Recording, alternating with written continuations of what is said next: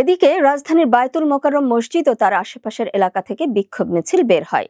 ফিলিস্তিনে ইসরায়েলের বর্বরোচিত হামলা ও ভারতে মুসলমানদের উপর আগ্রাসনের প্রতিবাদে জোহরের নামাজের পর রাজধানীর বায়তুল মোকাররম মসজিদ ও তার আশেপাশের এলাকায় বিক্ষোভ মিছিলের কর্মসূচি শুরু করে হেফাজতে ইসলাম বাংলাদেশের ঢাকা মহানগর।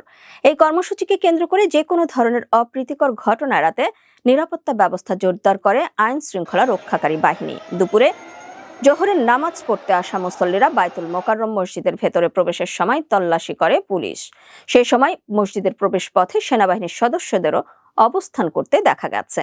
ফিলিস্তিনে ইসরায়েলি হামলার প্রতিবাদে ওয়ার্ল্ড স্টপস ফর গাজা কর্মসূচির সঙ্গে সংহতি জানিয়ে কক্সবাজারে বিক্ষোভ মিছিল করেছেন সাধারণ জনতা। এ সময় ইসরায়েলি কোমল পানীয় রাখার অভিযোগে অন্তত 5টি রেস্টুরেন্টে ভাঙচুরের ঘটনা ঘটেছে। এছাড়াও সিলেটে এক রেস্টুরেন্টে ইসরায়েলি কোমল পানীয় রাখার অভিযোগে ভাঙচুর চালিয়েছে বিক্ষুব্ধ জনতা। এছাড়াও ঢাকার বাইরে